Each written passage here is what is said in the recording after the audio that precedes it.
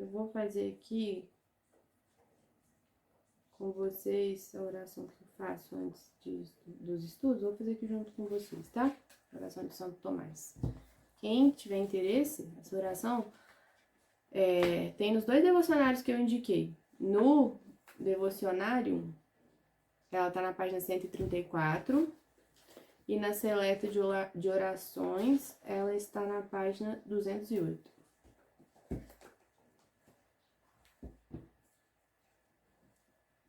Em nome do Pai, do Filho e do Espírito Santo. Amém. Inefável Criador, que dos tesouros da vossa sabedoria tirastes as hierarquias dos anjos, colocando-os com ordem admirável no céu.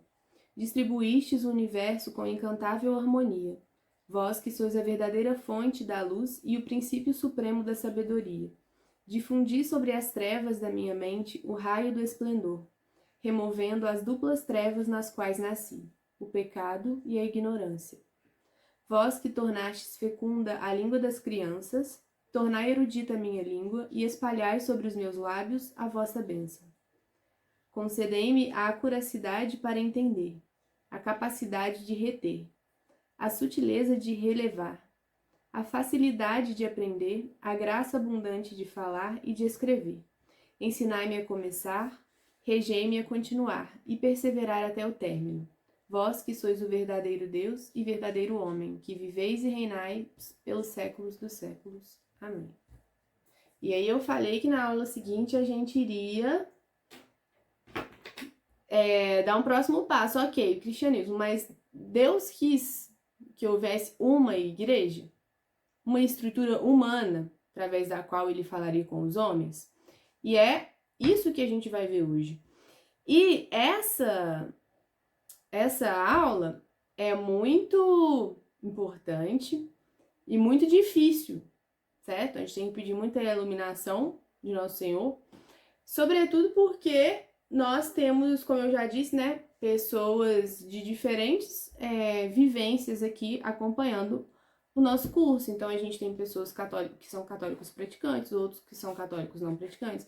Temos pessoas que vieram do protestantismo, outras pessoas que estão num processo de aproximação da igreja, temos pessoas que são protestantes. Então, eu quero esclarecer isso no início dessa aula, para que a gente passe aí por essa dificuldade.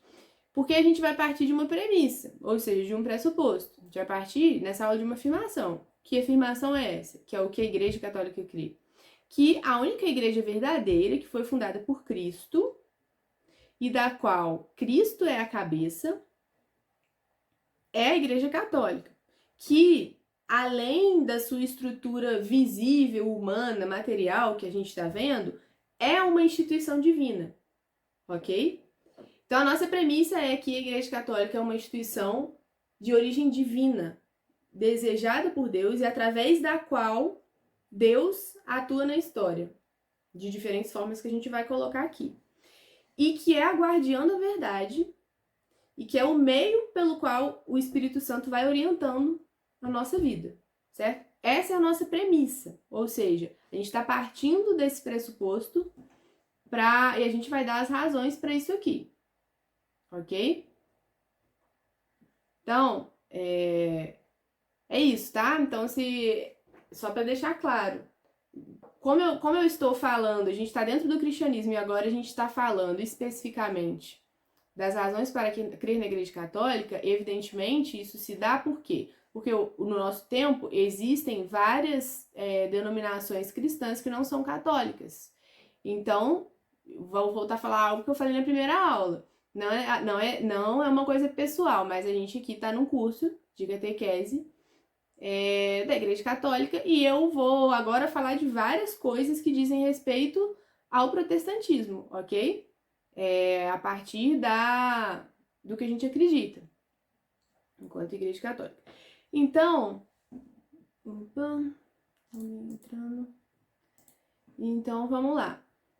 Primeira coisa, qual que é o nome da nossa igreja? Igreja Católica Apostólica Romana. Então, vamos entender o que isso quer dizer.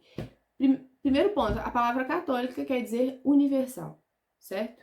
Então, Esse é o sentido de católico, que é a Igreja Universal, ok? Por que ela é apostólica? Porque ela foi fundada pelos apóstolos e é guiada pelos sucessores dos apóstolos, certo? Por que ela é romana? Porque a sua sede se encontra em Roma, no Vaticano, em Roma, ok?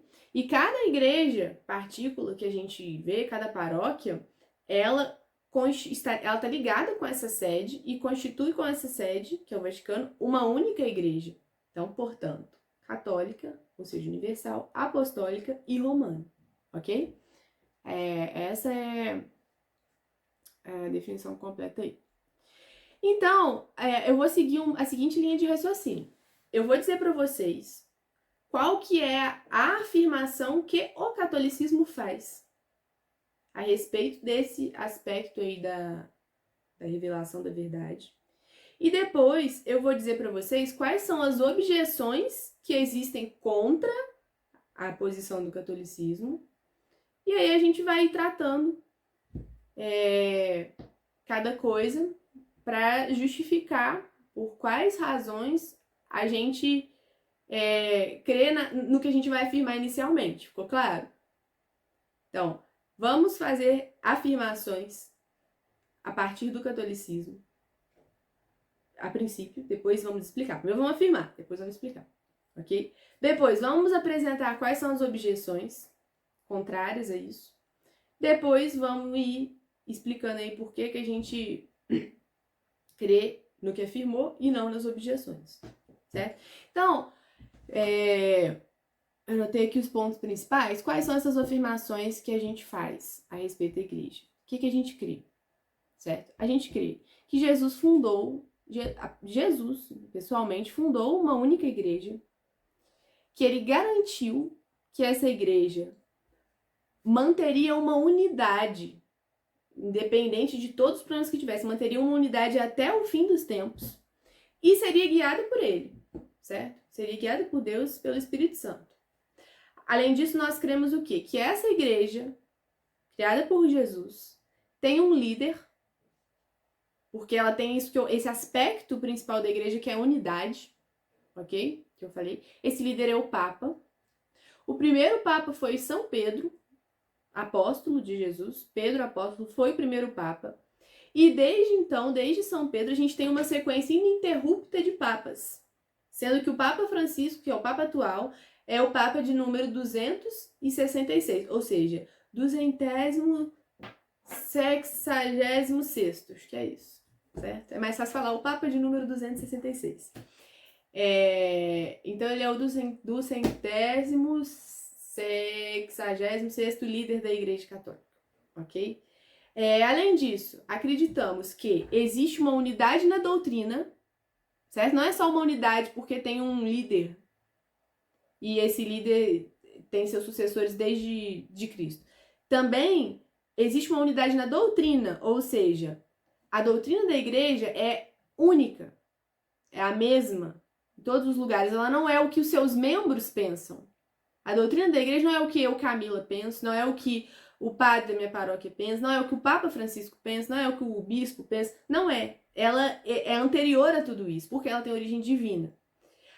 Além da gente acreditar nessa unidade da doutrina, a gente acredita na continuidade da doutrina, ou seja, nenhum aspecto fundamental da doutrina da Igreja Católica, ele jamais, em nenhum momento da história, pode contradizer esse mesmo aspecto. O que eu quero dizer com isso? Desculpa, ficou um pouco confuso. Que a igreja ela nunca vai fazer uma afirmação sobre um ponto de fé e depois falar o contrário. Ah, não, mudou, não é mais. Então, aspectos fundamentais da doutrina da igreja não mudam, nunca mudaram, desde Cristo, certo? Você fala, ah, não, mas tem coisas que foram proclamadas. Não, a doutrina, sob a inspiração do Espírito Santo, ela foi se desenvolvendo. Se desenvolver não quer dizer que mudou ou contradisse algo que foi dito antes. Simplesmente quer dizer que trouxe mais clareza do que estava sendo dito, certo? Foi trazendo mais clareza, expondo mais aspectos. Afinal de contas, a gente está tratando do que é eterno, de grandes mistérios. Isso é um dos principais pontos de confiança para a gente de que a verdade está aqui. Essa unidade e essa continuidade, o fato de não existir essa alteração em pontos fundamentais, ok? Isso só existe na Igreja Católica. Bom, o que mais que a gente acredita? Ainda dentro das afirmações que eu disse que ia fazer, sobre o que cremos dentro da Igreja Católica. Cremos que existe o sacerdócio. E vamos falar disso porque isso é muito importante. Porque o sacerdócio não é simplesmente um cargo, uma representação. O sacerdócio, porque assim, nós cremos que existe o sacerdócio e o sacramento, sendo o sacerdócio um dos sacramentos, né? Então, a gente crê que existem sacramentos, a gente vai falar longamente sobre isso na parte de doutrina, mas por enquanto resta saber que sacramentos são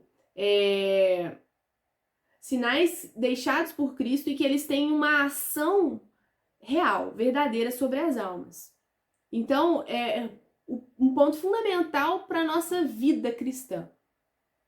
Através dos sacramentos, a gente tem acesso à graça de Deus. Ou seja, os sacramentos, eles trazem para nós realidades sobrenaturais. Eles fazem a gente viver a vida divina, certo? Então, a gente crê nos sacramentos, dentre esses sacramentos, sobretudo, a gente crê...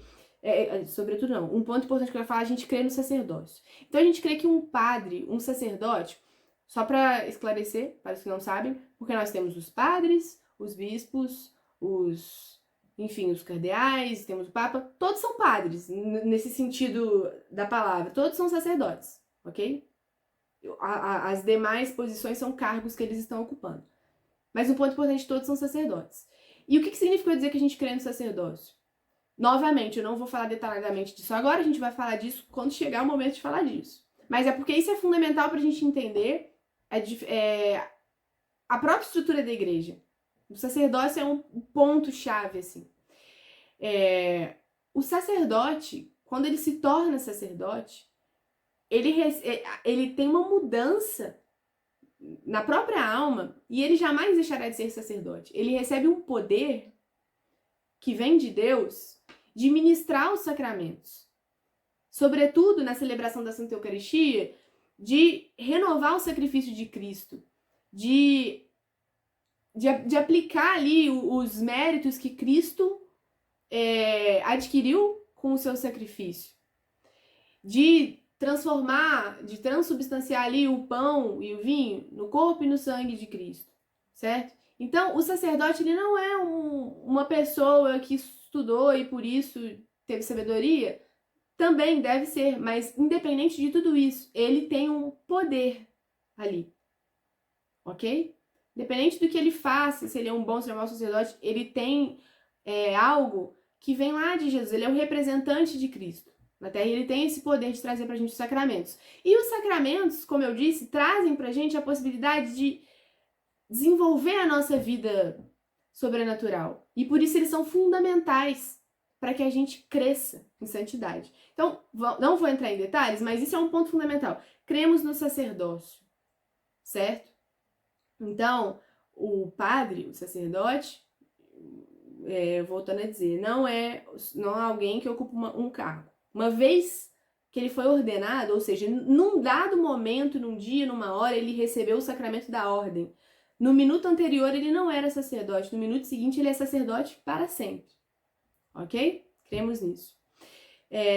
Os 12 primeiros sacerdotes foram os 12 apóstolos, foram ordenados pelo próprio Cristo.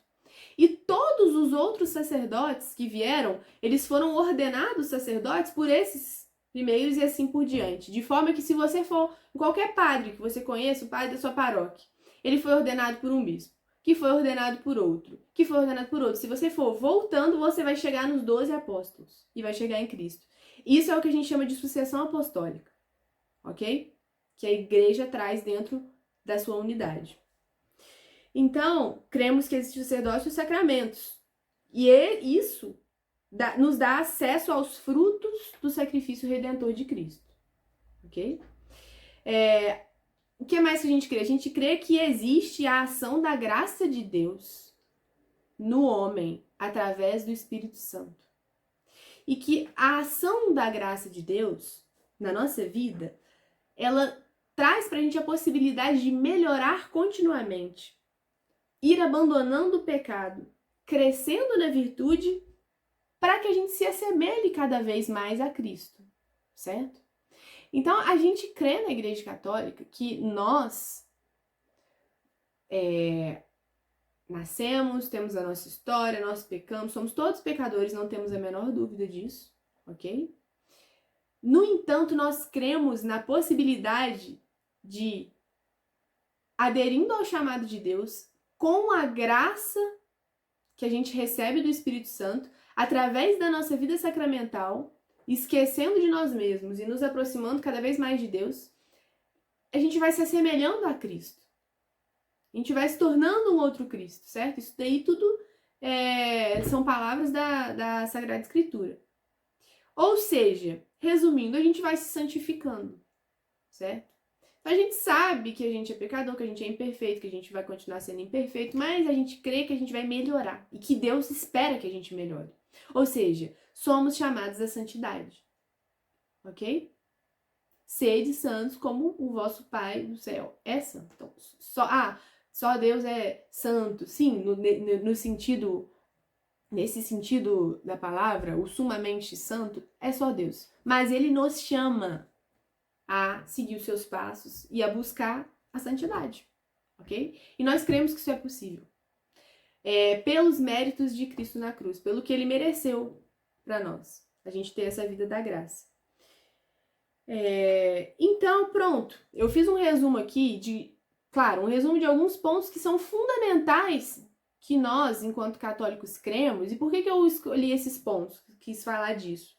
Porque eu trouxe justamente as afirmações, que são aquelas afirmações que não são compartilhadas pelas outras denominações cristãs, ou seja, pelos protestantes, ok?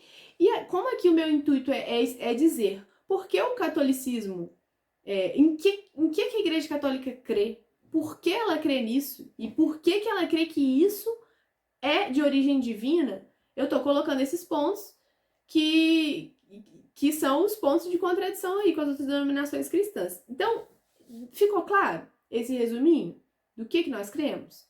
Nós cremos nisso, enquanto católicos, tá? Agora, vamos ver aí, agora, segundo passo do nosso raciocínio. Agora a gente vai ver quais são as objeções contra o catolicismo, certo? Ou seja, qual que é a visão que grande parte das outras denominações cristãs tem. Por que eu falo grande parte? Porque isso é um ponto que é um fato. A Igreja Católica tem uma unidade de doutrina. As outras inúmeras igrejas cristãs, denominações cristãs, igrejas protestantes, não têm unidade de doutrina. Então, eles divergem sobre diferentes pontos, ok? Isso tem uma razão que está na própria pensamento que eles têm do que é o cristianismo. E eu vou explicar em breve. Então vamos lá. Agora eu vou falar quais são as afirmações contra o catolicismo. São as seguintes. Primeiro, Jesus não fundou uma única igreja. Pedro não era o líder da igreja. E, portanto, não havia sucessão apostólica. Então, afirma-se que Pedro não era assim, não existia uma unidade entre todas as igrejas que a gente vê descritas no Novo Testamento, não existe uma unidade, que Pedro não era líder e a Pedro não sucederam outros líderes, que hoje a gente chama de Papa, ok? Então, eles negam a sucessão apostólica, beleza? Outro ponto importante, não existe sacerdócio, ok? Então, as outras denominações cristãs não creem no sacerdócio, da forma como eu coloquei para vocês aqui, do sacramento. E afirmam também que as diversas igrejas cristãs que foram surgindo através da evangelização de São Paulo, dos apóstolos, elas eram igrejas livres, que viviam sua vida guiadas pelo Espírito Santo, e por isso elas eram tão fecundas, até que veio Constantino e fundou a Igreja Católica, certo? Então afirmam que a Igreja Católica muitos, né, afirmam que a Igreja Católica foi fundada por Constantino, e que foi isso que acabou com a liberdade das igrejas. E que ela era uma mistura aí de cristianismo com paganismo, enfim. Ok, e aí ela dominou a sociedade, até que lá no século XVI, 1500 e alguma coisa, Martinho Lutero iniciou a Reforma Protestante, e aí sim o mundo se libertou da tirania da Igreja Católica e através da proclamação da livre interpretação das Escrituras. É o sola scriptura, ou seja, qualquer pessoa é livre para interpretar as Escrituras sob a ação do Espírito Santo. Por que esse ponto é importante? Porque esse precisamente é o ponto que nega o sacerdócio, que nega que existe uma estrutura de igreja material, ou seja, que exista uma estrutura hierárquica real na igreja. Então, não há diferenciação. Então, segundo essa afirmação, não haveria uma diferença entre leigos e sacerdotes. Não é essa divisão. Igual na Igreja Católica existe a divisão. Existe o clero, que são todos sacerdotes, e existem os leigos. Nesse sentido de não ser sacerdote, ok? Então, a gente está em que ponto? A gente acabou de colocar quais são as afirmações do catolicismo a respeito de ser a única igreja, e agora a gente está colocando quais são as afirmações, as objeções contrárias ao catolicismo, ok? Então, além disso, que não existe o sacerdócio, também que as igrejas eram livres, até que Constantino fundou a Igreja Católica, Lutero libertou o mundo proclamando a livre interpretação das Escrituras.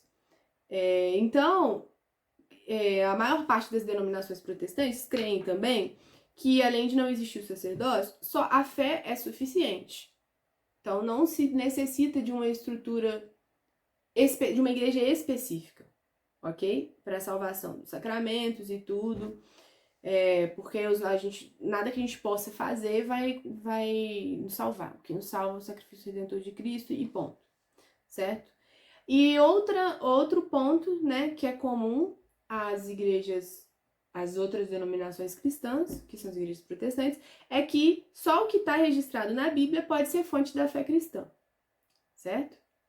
Tá claro, gente? É um raciocínio um pouco complexo, mas é importante que a gente acompanhe de início ao fim. Então, voltando, qual que é o nosso intuito aqui?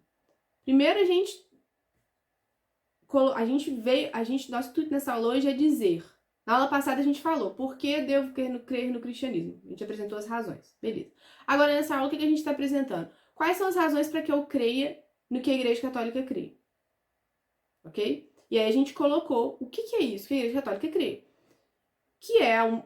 Existe uma única igreja fundada por Cristo, que ela tem uma unidade de doutrina desde o início, enfim, e que ela tem um papa desde o princípio, que esse papa era Pedro e ele tem os seus sucessores, que existe uma unidade da doutrina, que ela é a mesma em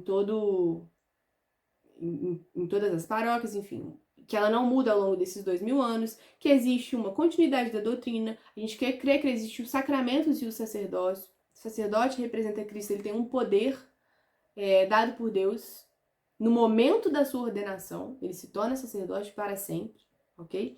A gente crê na ação da graça, ou seja, que o Espírito Santo atua na vida do homem e que nós podemos nos santificar, ou seja, com a ajuda de Deus e a nossa adesão, nós podemos melhorar, praticar a virtude, abandonar o pecado e ir se assemelhando mais a Cristo, ok? Cremos nisso. A gente viu então aqui agora beleza, isso é o que crê a Igreja Católica. Quais são as objeções contra o catolicismo? Ou seja, aquelas afirmações que as outras denominações cristãs que não são católicas fazem, que pensam diferente de nós. Ou seja, que Jesus não fundou uma única igreja, que Pedro não era o líder da igreja, não havia sucessão apostólica, como a gente colocou aqui, que, portanto, não existe o sacerdócio, as igrejas eram livres, e o Espírito Santo agia livremente, até que Constantino fundou a Igreja Católica, e aí, lá no ano de 300 e pouco, e só em 1500, que é com o início da Reforma Protestante, que Martinho Lutero veio, proclamou que cada um pode interpretar as Escrituras livremente, que a Bíblia é a única fonte segura de fé, e pronto. E a partir daí começaram a surgir as outras igrejas cristãs. Tá claro até aqui o nosso raciocínio? Beleza. Vimos o que a igreja pensa, católica, vimos quais são as objeções contra isso. Agora vamos seguir fazendo o quê? O que a gente vai fazer agora? A gente vai analisar cada um desses pontos. Lembrando que o nosso objetivo da aula de hoje é mostrar por que cremos que a Igreja Católica foi fundada por Cristo e é a única igreja verdadeira. E é através dela que Cristo age no mundo. Ok? Então vamos lá. Primeira objeção. A igreja foi fundada por Constantino. A gente já falou disso na última aula, vocês lembram? A gente falou longamente disso na última aula. Acho que todo mundo já sabe a resposta disso aí. O que a gente viu quando a gente estava vendo os aspectos históricos? Peraí, deixa eu permitir aqui.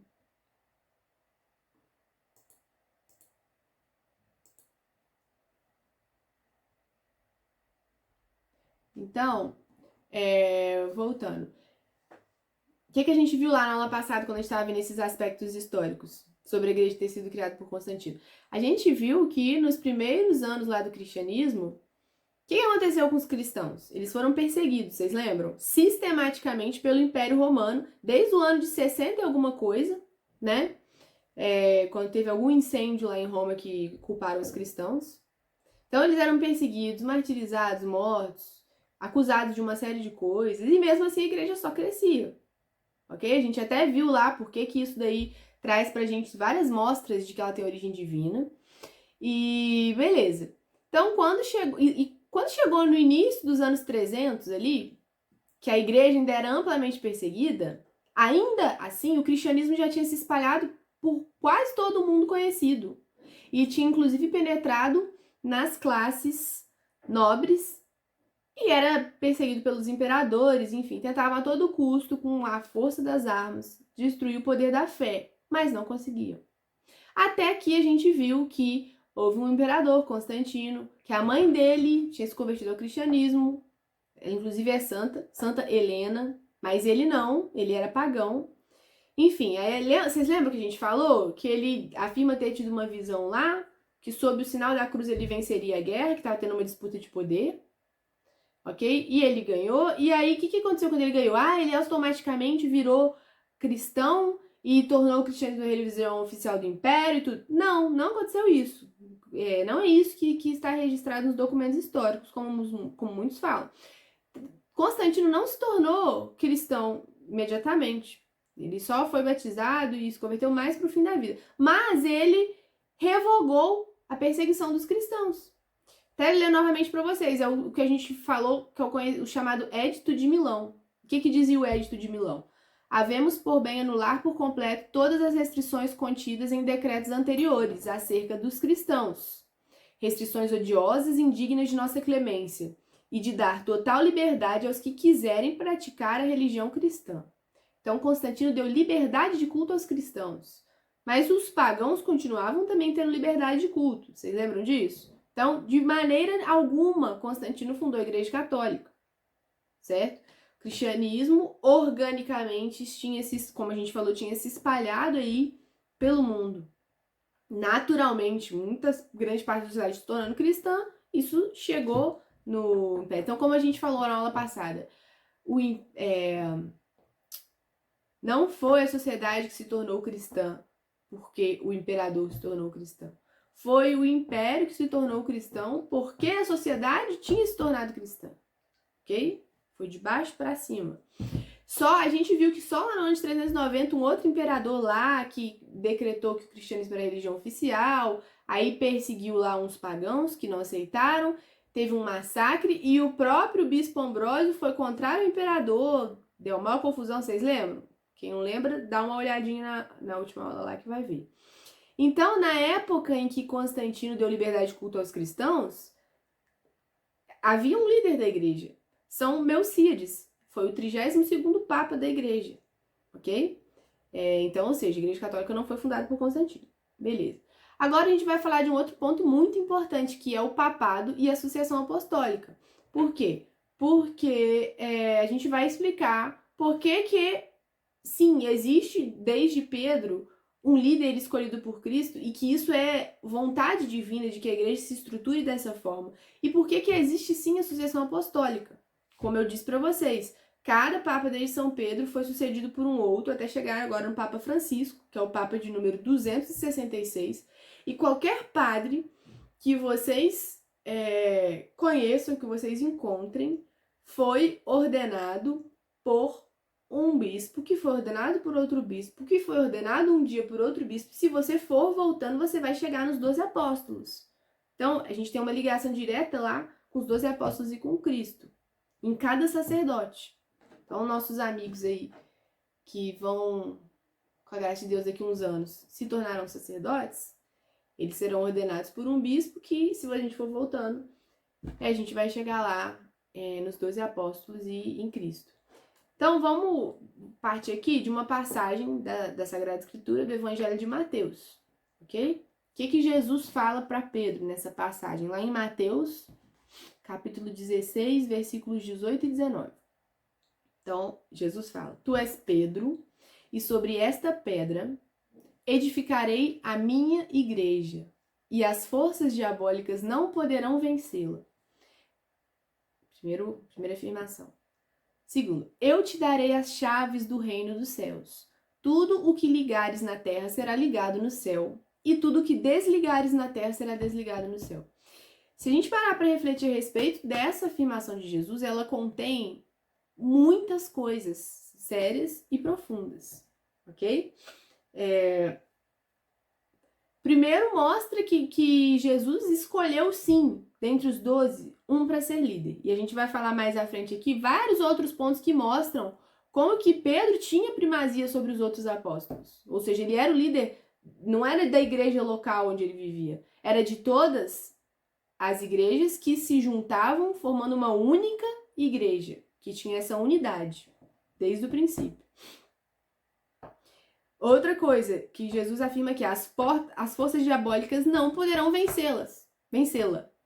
E as forças diabólicas, elas atuam sim na igreja, tanto de fora quanto de dentro, porque existem pessoas humanas que erram, mas ela continua ao longo da história, certo? Continua com a sua unidade, sendo uma única instituição e permanecendo com a sua doutrina, ok? Outra passagenzinha aqui importante que eu gosto muito, eu vou falar de outras mais pra frente, mas não sei se você se lembra da parte do Evangelho em que Jesus fala com Pedro: Pedro, tu me amas? E ele fala: sim, sim, Senhor, eu te amo. E Jesus pergunta pra ele 3 vezes, aí na terceira vez ele fica triste, porque como Jesus perguntou 3 vezes, ele falou: poxa, ele não tá acreditando em mim. Aí ele falou: tu sabes de tudo, sabes que eu te amo. Eu acho que se eu tivesse que escolher uma passagem do Evangelho, seria essa frase. Tu sabes de tudo, sabes que eu te amo. E o que Jesus fala para ele depois disso? Apacenta as minhas ovelhas, certo? Então, mais um ponto aí que mostra como que Pedro era o pastor da igreja, ok? Escolhido por Jesus. Então, seguindo aí. Bom, de que a gente está falando aqui? O que a gente está tentando demonstrar? Que existe sim uma sucessão apostólica, ou seja, que lá em Jesus escolheu os 12 e escolheu Pedro, escolheu esses 12 para formar uma igreja única, que permaneceria ao longo da história. E que até hoje, eles são, os nossos sacerdotes são sucessores desses apóstolos. Então, queremos demonstrar que existe a sucessão apostólica, que Pedro foi o primeiro líder da igreja e foi seguido por outros. Então, diante disso, a primeira coisa que a gente tem para afirmar é que existe um farto aí, acervo de documentos históricos, de manuscritos antigos, livros, enciclopédias, que são reconhecidos pela historiografia oficial e que comprovam a sucessão apostólica, certo? Então a gente tem esses registros. Não foi uma invenção depois de Constantino. Por exemplo, tem uma obra, Adversus Hereses, não sei se é assim que fala, significa contra as heresias. Essa obra é uma obra de Santo Irineu de Leão. Ela foi escrita por volta do ano de 180 depois de Cristo, ok? Ou seja, Constantino é lá em 300 e alguma coisa. Em 180 depois de Cristo, os cristãos eram amplamente perseguidos. Então, nessa obra, lá no início da igreja, contra as heresias, essa obra. Primeiro, só o nome da obra ele já mostra um negócio pra gente. O que ele mostra?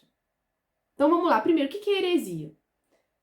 Heresia, dentro da doutrina católica, seria qualquer afirmação. A gente precisa entender o seguinte: a heresia, porque tem gente que fala assim, mas essa coisa aqui ela não é toda errada. Claro, senão não é heresia, é outra fé. A heresia, ela parte de dentro da nossa fé.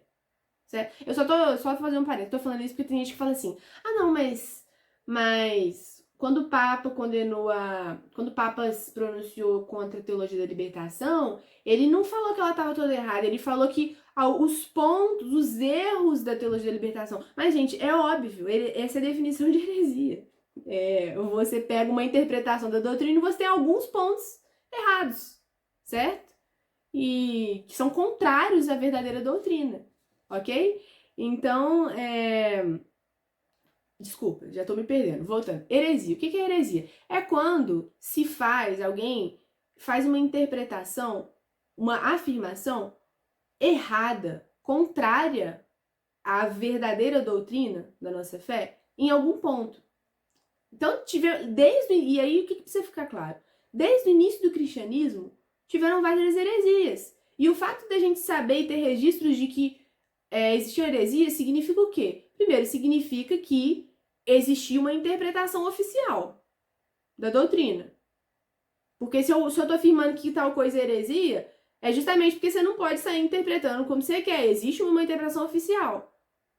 E quem fazia essa distinção era o clero, ou seja, os sacerdotes, os sucessores dos apóstolos, que tinham lá a graça do Espírito Santo para isso, ok? Então, se há heresias é porque existe uma unidade, é porque pretende-se que exista uma unidade de doutrina. Entendem isso? Se fosse assim, cada igreja particular fazia sua interpretação, tinha seu modo de vida, não tinha sentido você falar em heresia. Então isso já mostra pra gente que lá no ano 180, se existia uma obra chamada Contra as Heresias, é porque existia uma unidade de doutrina que deveria ser comum a todos. Então, essa obra de Santo Irineu de Leão, o que tem nessa obra? Tem uma lista de papas, desde o primeiro bispo de Roma, que é São Pedro, até o papa que era contemporâneo de Santo Irineu, certo? Que era o papa Eleutério, e que foi o 12º papa, ou seja, o 12º sucessor aí do bispo de Roma. Então, entenderam? Esse é um ponto, ou seja, existe o registro da sucessão apostólica muito anterior a Constantino. Ninguém inventou esse registro depois. Outra obra aí importante, a obra Liber Pontificalis, Livro Pontifício. Ela foi escrita no século VI, ou seja, no ano de 500 e pouco. Por quem? Ela foi escrita no século VI. E o que essa obra contém de interessante pra gente aqui? Ela tem uma lista de papas também. Ela tem uma lista da sucessão apostólica, só que aí, desde São Pedro até o Papa Félix II, que foi o Papa dessa época aí, do ano de 500 e pouquinho, ok? Então, mais um ponto aí que mostra pra gente a sucessão apostólica sendo registrada em documentos desde lá do início, tá bom? Aí uma coisa interessante que eu tava fazendo as anotações aqui dos pontos que eu ia trazer pra vocês, pra gente analisar isso daí, que olha só, gente, até o G1 reconhece a sucessão apostólica da Igreja Católica, que eu achei uma notícia aí de quando o Papa Bento XVI renunciou, aí a manchete da notícia era: Igreja já teve 265 papas desde a sua fundação há 2000 anos. Então até o G1 sabe que existe uma sucessão apostólica, tá? Enfim. Agora eu vou falar para vocês aqui algumas passagens das próprias escrituras, ou seja, algumas passagens bíblicas que mostram pra gente a primazia de Pedro na igreja. Ou seja, que demonstram pra gente que sim, havia um líder na igreja, existe uma hierarquia na igreja querida por Cristo desde o início e existe uma unidade. Por exemplo, lá nos Atos dos Apóstolos, capítulo 1, versículo 15 ao 22. A gente vê que Pedro que vai e propõe que seja feita a eleição de um discípulo para ocupar o lugar de Judas. Isso é muito interessante, porque assim, tínhamos 12 apóstolos. Se essa seleção aí de 12 apóstolos não fosse algo essencial, algo diferencial, por que alguém teria que ocupar o lugar dele? Enfim, naquilo ali. E por que Pedro teve essa iniciativa, certo? De propor que se fizesse uma eleição para alguém ocupar o lugar de Judas, ok? Outra coisa, Pedro, lá em Atos dos Apóstolos também, só que capítulo 2, Pedro foi o primeiro a pregar o evangelho no dia de Pentecostes. Então, ou seja, quando os cristãos estavam reunidos, receberam o Espírito Santo, certo? Eles saíram cheios do Espírito Santo para anunciar. Quem estava à frente? Quem foi o primeiro a puxar o bonde para pregar o evangelho? Foi Pedro, ok? Como líder da igreja. Outra coisa, quem foi aquele que recebeu os primeiros gentios, ou seja, os primeiros não-judeus na igreja? Foi Pedro. Isso está registrado lá em Atos dos Apóstolos, capítulo 10. Outra coisa registrada lá em Atos, capítulo 9. Pedro realizava visitas pastorais nas igrejas. Se ele não era o líder das igrejas, e só da dele, por que ele realizava visitas pastorais? Certo?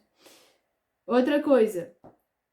A gente já tem um primeiro concílio lá, registrado nos Atos dos Apóstolos. O que são os concílios? São reuniões que os bispos da igreja fizeram ao longo dos tempos para colocar os pingos nos is a respeito da doutrina, para pensar, analisar, verificar, rezar, sobretudo, e chegar à conclusão do que é a verdade ali, segundo tudo aquilo que Cristo revelou, ok? Então, lá no Concílio de Jerusalém, Pedro, que põe fim a uma discussão que eles estavam tendo lá, uma divergência a respeito da circuncisão, se deveria impor ou não, enfim. Pedro foi lá e decidiu. Quando estava havendo uma divergência, ele que tomou a frente e decidiu, e ninguém se opôs à sua decisão, porque ele tinha esse poder de líder, ok? Beleza. Então, esses pontos aí é para a gente ver as evidências da existência da sucessão apostólica, sim. E que a igreja já existia dessa forma desde o início, desde a sua fundação lá com Cristo. Não foi algo que surgiu depois que supostamente a igreja foi fundada por Constantino, ok? Outro ponto. Então, agora a gente vai falar especificamente sobre o surgimento das outras denominações cristãs, porque a gente sabe que hoje existem muitas igrejas cristãs. Mas de onde vem isso? É lá desde o início do cristianismo? Não é? Então, primeira coisa, a gente já falou que no início do cristianismo existiam heresias. Como eu acabei de dizer, heresias são pessoas que elas estão dentro da estrutura da igreja. Elas não estão negando a estrutura da igreja, ok? Elas não estão negando que existam sacerdotes, não estão negando essas coisas. Elas estão negando pontos específicos da doutrina ou fazendo afirmações contrárias. E essas são as heresias. Por exemplo, uma heresia que foi muito forte no princípio da igreja, daqueles que afirmavam que Jesus não era Deus, certo? Ele era, enfim, tem algumas complicações lá. Mas a gente não vai entrar nesse ponto agora. Tem uma série de heresias, mas ou seja, eles não estavam negando a estrutura da igreja, nada disso, estavam negando uma coisa específica. E assim houveram várias heresias ao longo dos tempos, ok? Então, a existência de heresias não é a existência de outras igrejas cristãs, outras interpretações totalmente diferentes, só para ficar claro. Tanto que elas foram morrendo, não subsistiram, algumas têm até hoje, enfim. Mas aí, agora vamos entender o que aconteceu lá em 1500 e pouquinho, que foi a Reforma Protestante, que é uma outra situação, ok? Então, até o século XVI ali, 1500 e pouco, tiveram diversas heresias na história? Tiveram. Mas existia uma única igreja dentro dessa estrutura que a gente falou do cristianismo, tá? Então, os cristãos eram católicos e surgiram em diferentes momentos heresias, ok? Aí, o que aconteceu lá em 1500 e pouquinho? A Reforma Protestante, que foi desencadeada aí por Martim Lutero. Então, Martim Lutero, para quem não sabe, ele era um sacerdote, ele era um padre agostiniano, religioso, ele era um monge, ok? E era um professor também, enfim. Ele se revoltou contra algumas coisas que aconteciam na igreja e não quer dizer que ele estivesse errado em todos os seus questionamentos das coisas que aconteciam, como eu acabei de dizer, gente. Eu não em nenhum momento eu falei aqui, nem pretendo falar, que a Igreja Católica, por ser a igreja fundada por Cristo e a única igreja verdadeira, que ela nunca erra. Nunca falei isso, porque a igreja ela é formada por seres humanos que cometem inúmeros erros aí ao longo da história. Inclusive, Deus se utiliza dos erros dos próprios membros da igreja para revelar os seus santos. A gente vai ver isso daí. Isso não acontece em nenhum... Outro ponto pra gente ver como é que a verdade está na igreja. Como é que os santos foram primeiro perseguidos pela própria igreja e depois canonizados pela igreja, quando a verdade vem à tona. Ok? Então... Peraí que eu me perdi. Tava fazendo um raciocínio que na aula passada me perdi. Tá falando aí, de Martim Lutero, que ele era um padre agostiniano. Então, ele observava várias coisas que ele julgava que estavam erradas na igreja, e ele tinha razão em muitas das coisas que ele estava observando. E quando a gente está falando que a igreja ela não erra em assuntos de doutrina, de fé e moral, aquelas coisas que são fundamentais para nossa salvação, as afirmações oficiais da igreja, Jesus garantiu. Ele garantiu lá com Pedro que tudo que a igreja ligasse na terra seria ligado no céu, tudo que ela desligasse na terra seria desligado no céu. Então, daí vem o que a gente vai falar mais pra frente sobre a infalibilidade da igreja. A igreja é infalível, isso quer dizer o quê? Que em assuntos de fé e moral, na doutrina da igreja católica, ela é inspirada pelo Espírito Santo. Isso é diferente de dizer que os seus membros não erram. Não, erram e muitos sempre erraram, vão continuar errando, enfim. Como eu disse lá no início, a doutrina da Igreja Católica, que tem origem divina, não é o que eu penso, não é o que o meu pároco pensa, não é o que o Papa pensa. Ela é antes de nós, ok? E é nesse sentido que ela é infalível, não nas ações das pessoas. Então, Martim Lutero discordava de um monte de problema que estava tendo lá em relação às indulgências, não que ele não estivesse certo, só que o problema foi que ele se revoltou contra a revolta o dominou, certo? Ele não soube enxergar aquilo que era uma estrutura que estava além das ações humanas, certo? E ele acabou, de passo em passo, ele só piorava. Ele começou a condenar tudo. E ele, por fim, terminou fazendo o quê? Negando a autoridade do Papa, ou seja, não existe um líder da igreja. Ele negou o sacerdócio. Então, a partir da Reforma Protestante, ele disse: não existe sacerdócio, não existe diferença entre clero e leigo, não existe sacramento, esse poder de... Enfim, logo, se não tem sacerdócio, como é que a gente tem a Eucaristia? A confissão, ela não é um sacramento verdadeiro que perdoa os pecados, então negou a confissão, negou o sacerdócio. Resumindo, ele negou a existência de uma estrutura hierárquica na igreja, como se a igreja fosse apenas algo sobrenatural. Então, que não se precisa que não existe uma guardiã da verdade no mundo, certo? Desejada por Jesus. Negou tudo isso. Então, não sei se ficou claro para vocês. A partir da Reforma Protestante, quais são as principais afirmações aí de Martim Lutero e de muitos outros que seguiram a ele?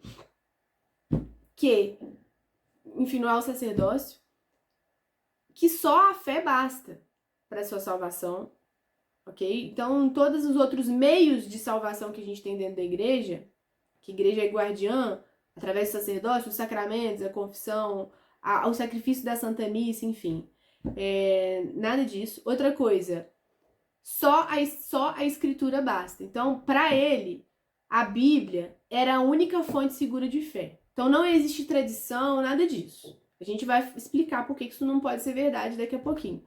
Então ele acabou negando tudo, ele jogou tudo fora, ele negou a sucessão apostólica, tudo isso que a gente está vendo que são fatos, são registros históricos, ok?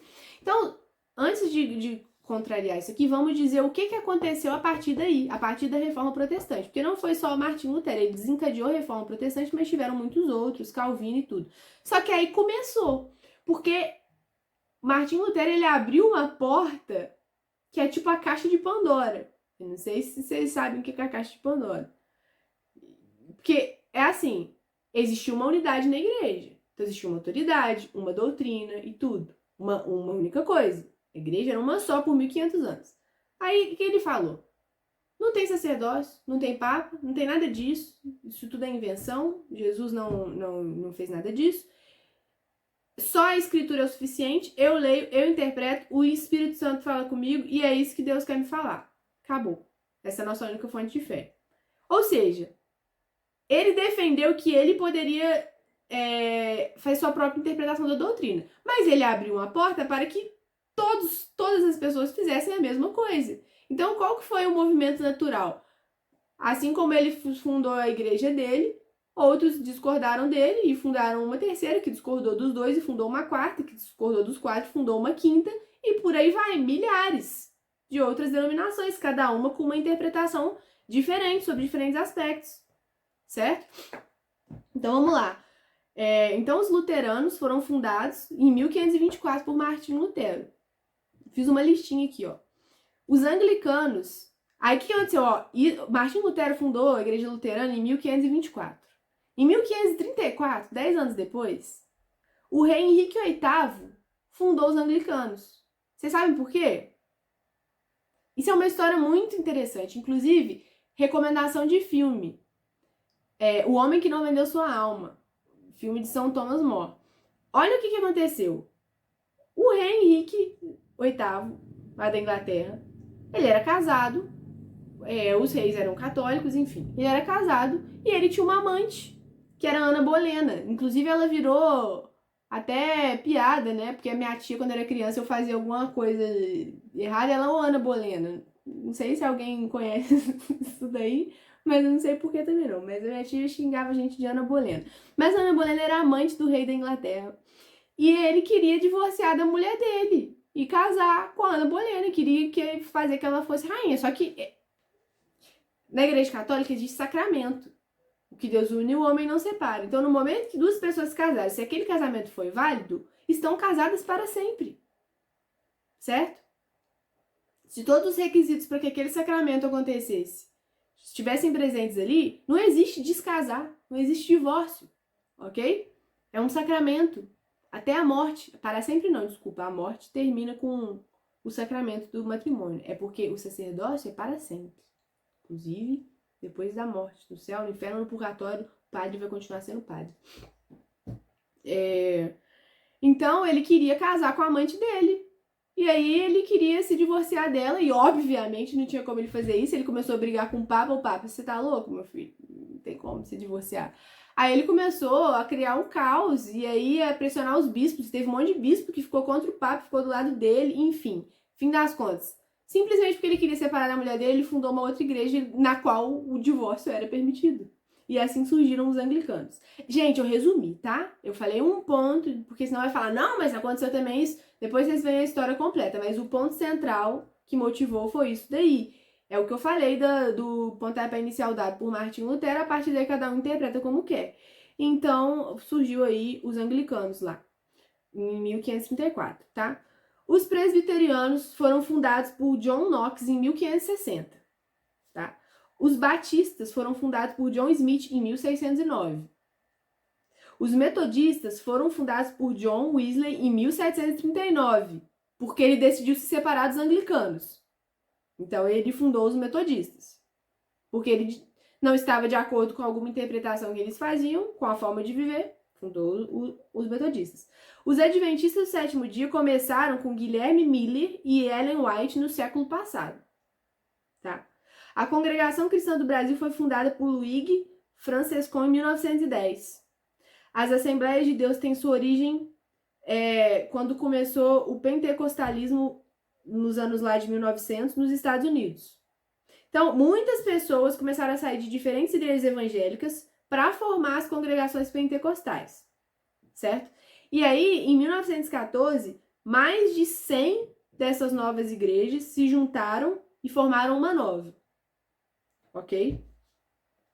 Então, a Igreja do Evangelho Quadrangular ela foi fundada na década de 1920 e poucos, por uma missionária canadense, ok? Que ela era da Igreja Batista, mas aí ela saiu e fundou a Igreja Pentecostal, beleza? A Igreja Deus é Amor foi fundada por David Miranda em 1962. A Igreja Renascer em Cristo surgiu há alguns anos, tem poucos anos, fundada por Estevão Hernandes. A lista é um pouco grande. A Igreja Universal do Reino de Deus surgiu em 1977, fundada por Edir Macedo. Acho que todo mundo já deve ter ouvido falar. Beleza, por que eu fiz essa listinha aqui? Para vocês verem que aquilo que Martinho Lutero começou virou uma reação em cadeia. Hoje existem milhares de denominações protestantes, cada um com a sua interpretação da Escritura, certo? Então, assim, outras denominações, essa aqui são, eu falei, as maiores e tudo, mas outras denominações menores, elas foram surgindo a partir dessas, e cada uma delas foi sendo fundada por homens, com cada vez novas diferenças nas suas doutrinas e nas suas formas de prestar cultos a Deus, ok? E aí, paralelamente a isso, a gente vê o quê? A Igreja Católica, ao longo da história, com todos os seus altos e baixos, com todos os seus problemas, ela mantém a sua unidade de doutrina. A mesma doutrina, enfim, as mesmas celebrações com diferentes espiritualidades, sim, mas essa unidade, certo?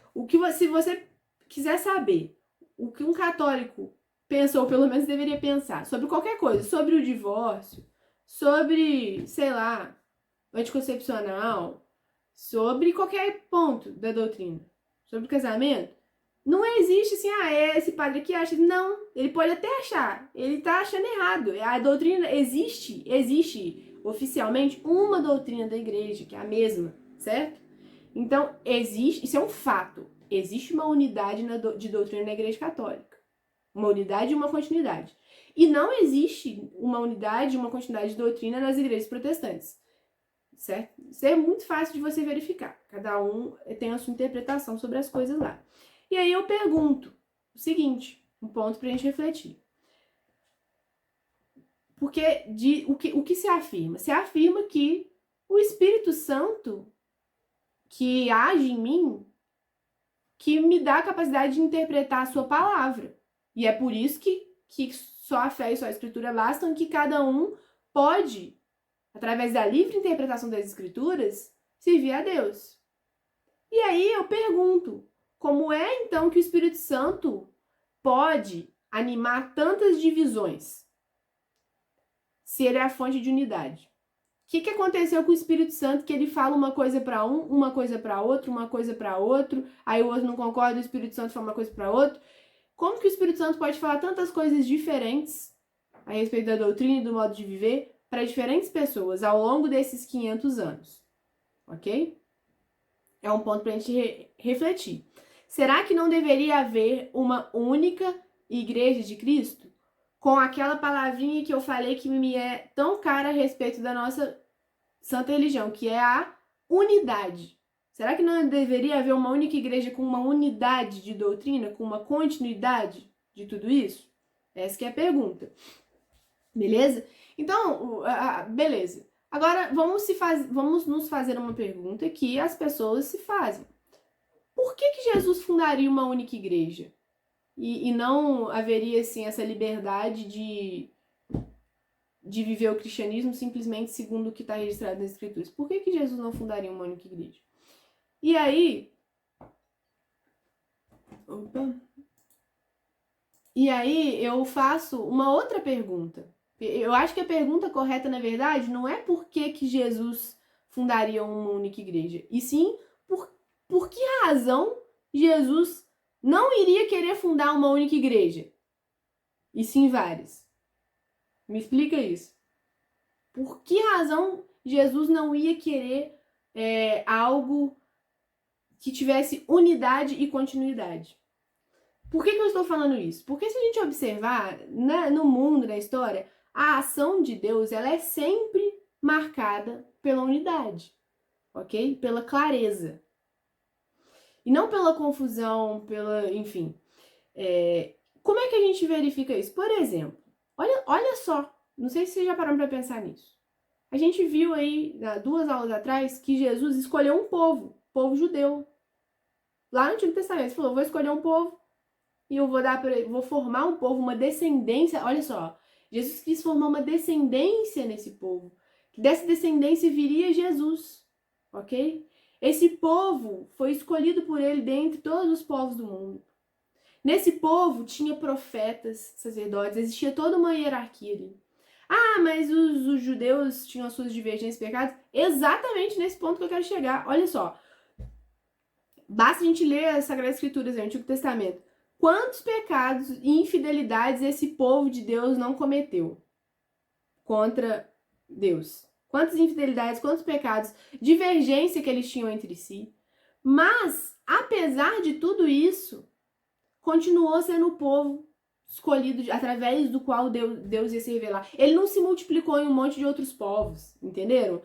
No judaísmo existiu essa unidade, eles entre si, era o povo judeu. Dali viria a descendente de Cristo e dali veio, apesar de todas essas divergências. Então existia uma unidade, eles vieram lá das 12 tribos de Israel, enfim. E Deus se revelou através desse povo. E aí, uma pergunta. Por que razão, então, depois da vinda de Cristo, Deus não ia querer que esse vínculo de unidade, que esse caráter de unidade do seu povo fosse ainda mais sólido do que era antes, certo? Se Deus escolheu um povo para si, no Antigo Testamento, antes de se encarnar, por que depois que ele veio, ele não ia ter uma unidade no seu povo, em todo mundo? Por que razão Deus agiria dessa forma, certo? Outra coisa, não sei se já pararam para pensar nisso também. Bom, se é verdade que a igreja era livre lá nos primeiros anos, a gente já viu que não é verdade, que Constantino não fundou a igreja e tudo, mas vamos supor que fosse. Que só lá no ano de 1500, com a reforma protestante, o mundo foi libertado da opressão da igreja católica, aí sim o Espírito Santo foi libertado para agir. Então, por que razão Jesus, por que Deus deixaria a humanidade errar por 1500 anos? Certo? Então, Deus ia deixar a história se desenvolver, a sua verdadeira ação do Espírito Santo praticamente ter morrido, e só nos últimos 500 anos é que o Espírito Santo foi desenjaulado. Ele voltou a agir livremente na Terra.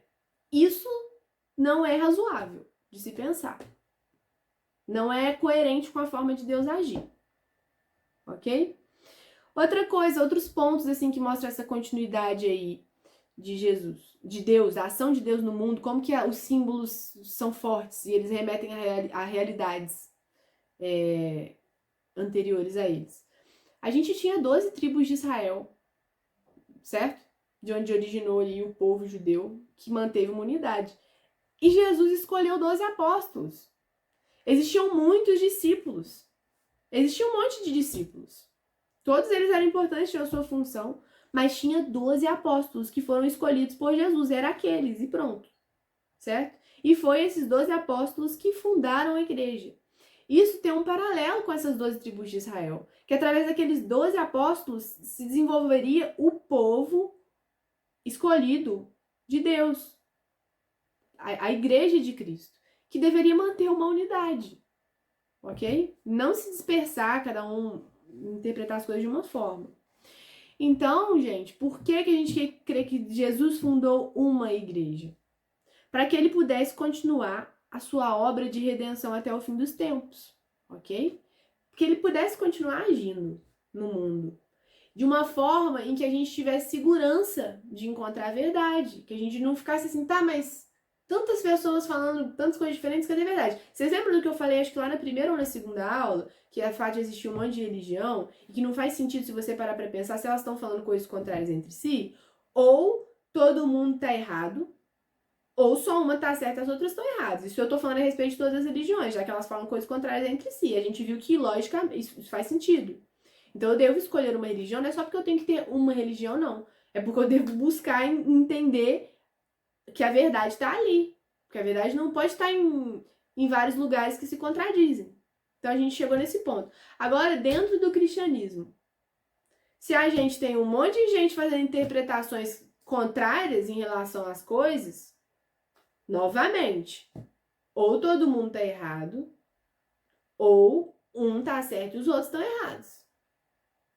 Certo? Não tem como todo mundo tá falando coisa diferente, está se dividindo, se multiplicando e tá todo mundo certo. Então, outro ponto de reflexão aí. Então, Deus é muito bom, ele é um pai amoroso.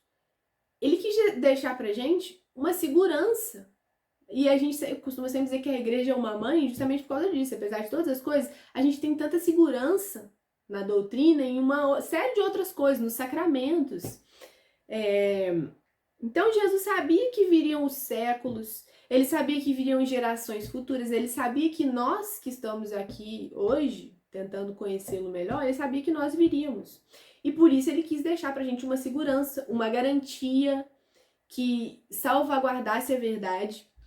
E que além disso, além de preservar a verdade da doutrina, que tivesse uma maneira eficaz de distribuir os frutos do sacrifício de Cristo na cruz. Porque Cristo morreu na cruz uma vez, de uma vez por todas, e com aquele seu sacrifício, ele redimiu toda a humanidade. Ele pagou pelos nossos pecados.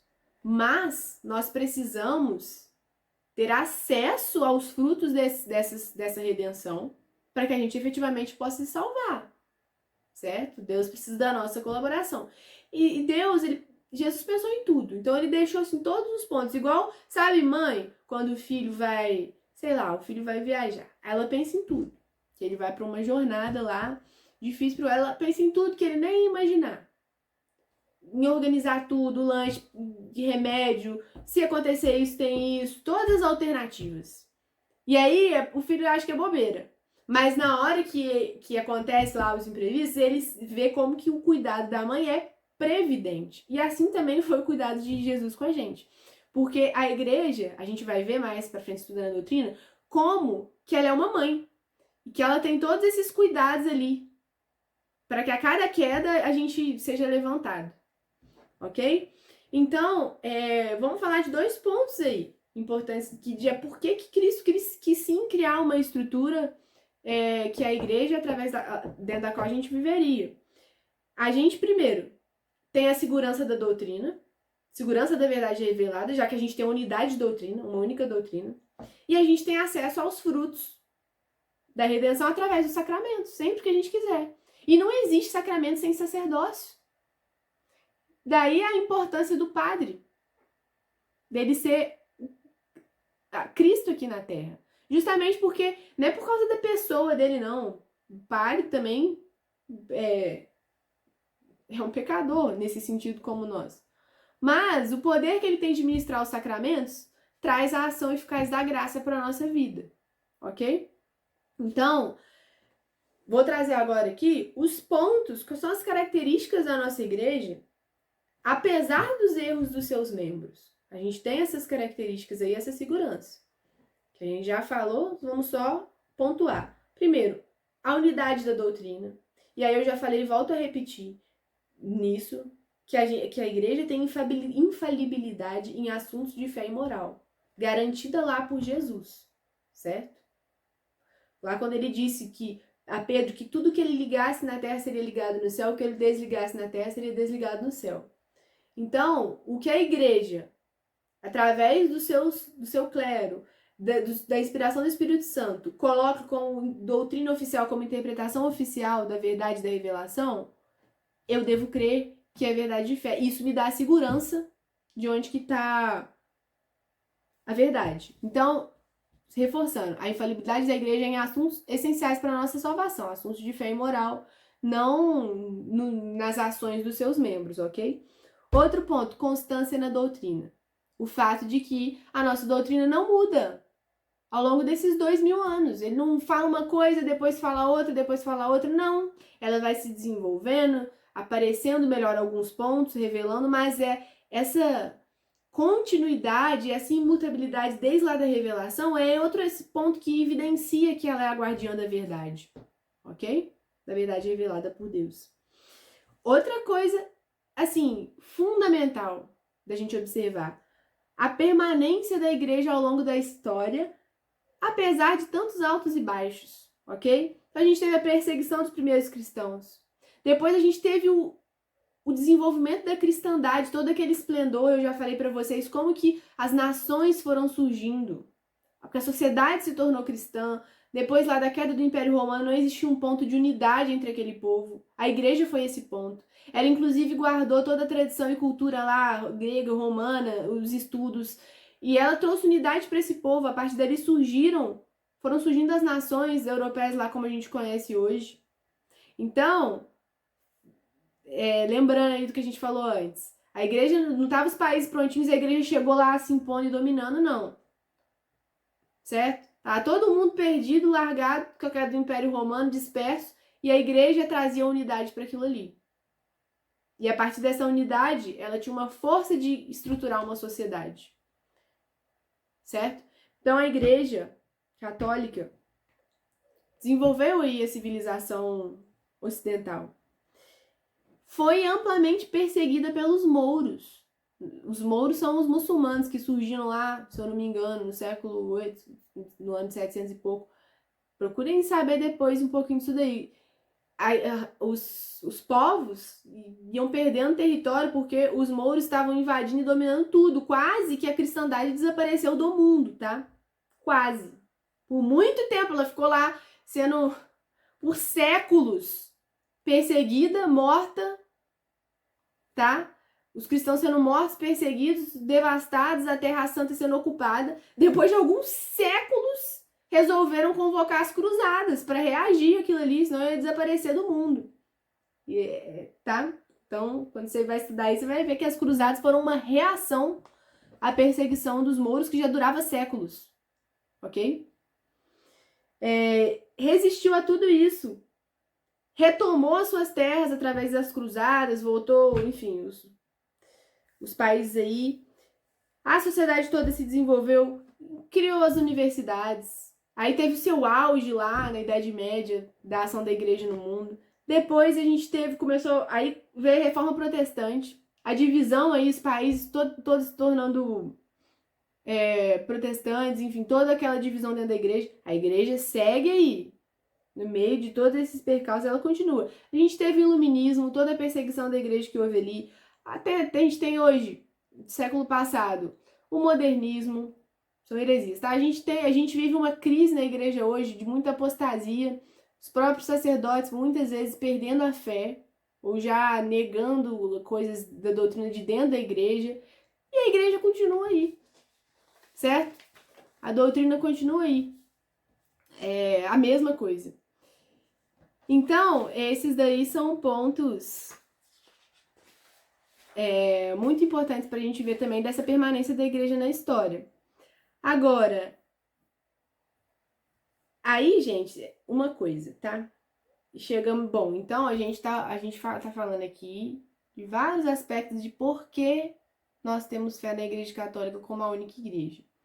Ainda falta algumas coisas para eu falar. Eu vou falar para vocês um ponto assim muito importante que para mim é fundamental, não sei, que é sobre a conformidade de espírito, de pensamento dos santos ao longo dos séculos. Vou falar sobre vários milagres e revelações privadas, outras coisas que corroboram aí com a verdade da doutrina da igreja.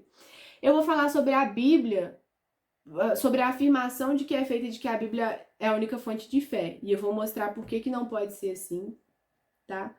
E é isso. Então, falta a gente falar sobre a conformidade dos santos, sobre os milagres e revelações privadas e sobre a afirmação de que a Bíblia é a única fonte de fé. E quais, na verdade, são os 3 pilares da nossa fé. Só que já são 9h30.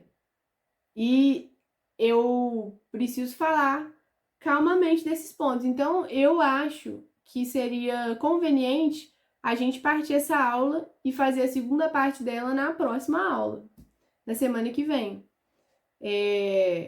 com tranquilidade, mais detalhadamente. Pode ser assim? Podemos combinar assim?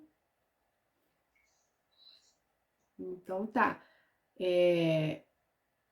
Beleza. Porque esse assunto é grande mesmo e não dá pra gente correr, porque é um assunto difícil, complexo, é um assunto importante, tá? Então, a gente viu o quê? A gente tá vendo aí por que a gente crê, dando as razões, né? De fé na Igreja Católica como única igreja de Cristo. E vamos continuar vendo esses pontos na aula que vem. E aí, o raciocínio dessa aula, ele é bem complexo, porque são várias coisas encadeadas aí. Então, eu vou até pedir para... Eu vou disponibilizar, né, a aula, vou pedir para quem não viu, ou quem chegou atrasado, enfim, para ver desde o começo, senão não vai entender. Quem puder, então, rever também, porque a gente vai continuar do ponto que a gente parou na próxima aula, para que dê tudo certo. Entenderam? Eu fui clara até aqui? Tá confuso? É um assunto difícil, tá? Eu sei que é um assunto difícil. Porque... Desculpa, tá baixo, Érica. Não tô te ouvindo. Ah, então tá. Alguém quer fazer alguma pergunta? Alguém tem alguma dúvida? Alguma crítica? Se quiser fazer depois no privado também pode, tá? Ninguém quer perguntar nada?